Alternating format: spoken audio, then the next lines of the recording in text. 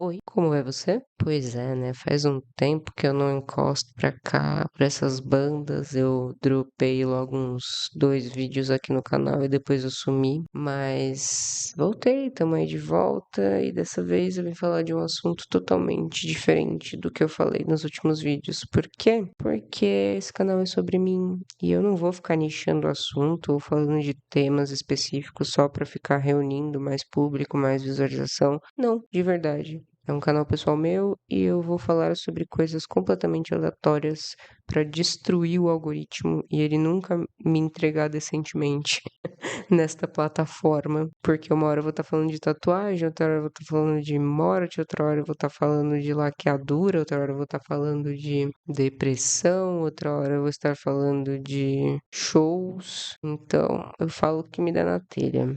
Tive alguns feedbacks bem interessantes aí do último vídeo que eu postei. Muitos deles gostaram e me deram vários toques do que eu posso fazer para melhorar. Um deles é não segurar o microfone como eu estou segurando agora. Então, eu não tô nem aí se vocês gostaram ou não. Eu gostei, vou continuar segurando, porque esse é meu charme. Vou continuar segurando. E hoje eu vou falar de laqueadura. Eu tenho 30 anos e não tenho filhos. E me laqueei aos 28 anos, depois de uma saga de 25, 26, 27, 28. Depois de uma saga aí de mais ou menos uns 3 anos, tentando incansavelmente encontrar um profissional que respeitasse a minha decisão. Desde pequena, eu sempre soube que eu nunca iria ter filhos e que eu não queria jamais ter filhos. Os motivos são os mais variados possíveis, mas acima de todos é porque eu não quero. Se tem uma coisa nesses 30 anos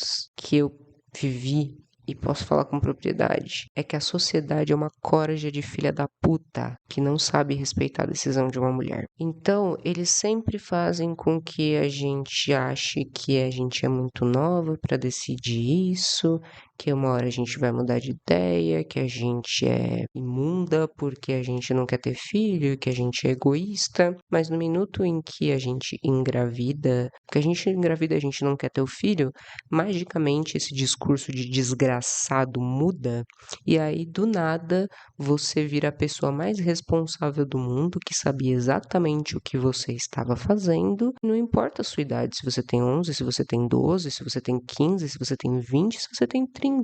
Você vai assumir esta responsabilidade e pau no seu brioco. Só que enquanto você não quer ter filho, você vai escutar que você não tem cabeça para decidir isso, mesmo se você tiver 40, 50 anos.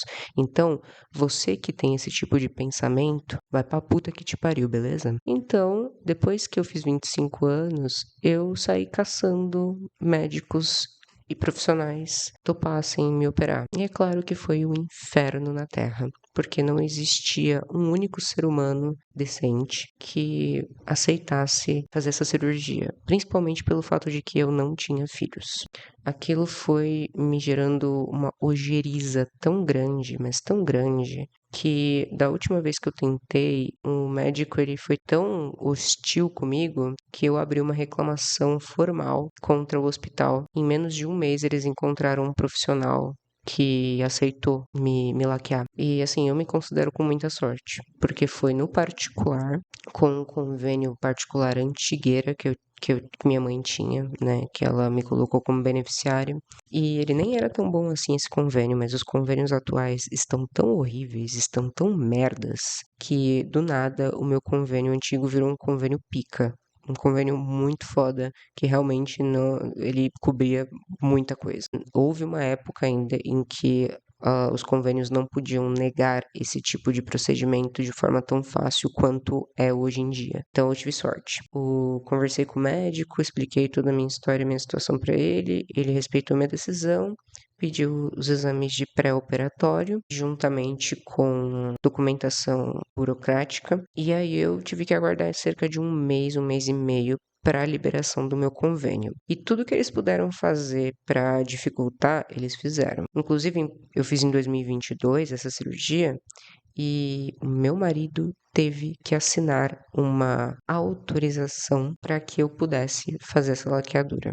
E se eu não fosse casada oficialmente no papel, isso teria sido ainda mais impossível para mim. Então, realmente, o que ajudou foi o fato de eu ter um convênio particular antigo, a insistência de continuar tentando durante anos a fio, e acima de tudo o lance de eu já estar casada e eu e meu marido sabermos exatamente o que a gente não queria. Também colocar formalmente, formalizar isso no documento também ajudou bastante. Depois disso, depois que eu fiz os exames periódicos pré-operatórios, eles marcaram a data da cirurgia e aí eu fui e fiz. Foi uma cirurgia bem tranquila.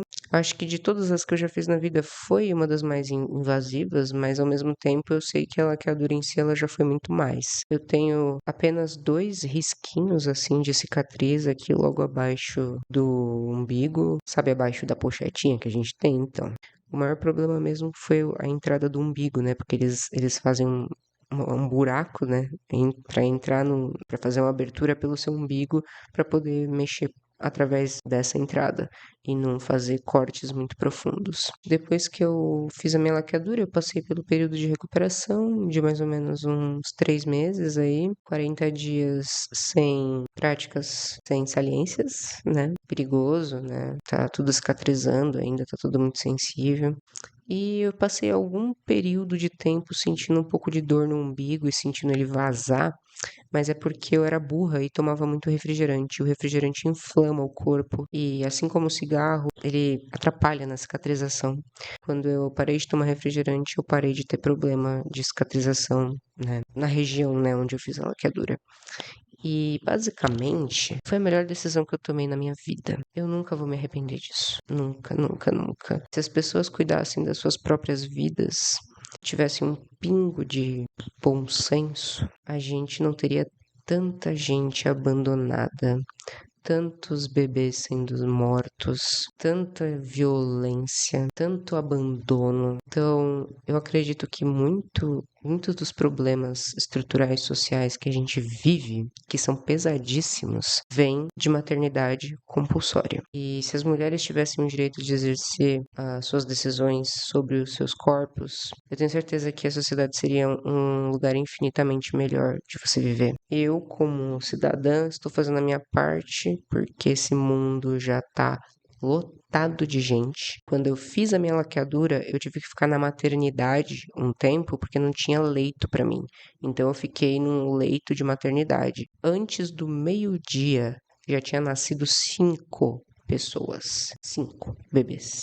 Antes do meio-dia. O fato de eu não ter filhos não vai fazer um pingo de diferença no planeta, porque vai continuar nascendo gente a rodo e morrendo gente a rodo. E pelo fato de eu não ter saúde mental ou estabilidade emocional para sequer conseguir cuidar da minha própria vida, eu provavelmente ia ser uma narcisista babaca e cretina se eu tivesse a merda de um filho e ia desgraçar com a vida dele. Então, eu prefiro 1000 vezes interromper este ciclo nojento geracional. Mas, Gabriela, meu Deus, o que seu pai acha disso? O que sua mãe acha disso? O que seu sogro, sua sogra, eles não têm que achar nada. Na verdade, eles podem achar o que eles quiserem. Eles podem achar o que eles quiserem. Mas quem tem que decidir isso, acima de tudo, sou eu, ok? Apenas eu e única e exclusivamente eu. E eu nunca vou meter boneco neste mundo nojento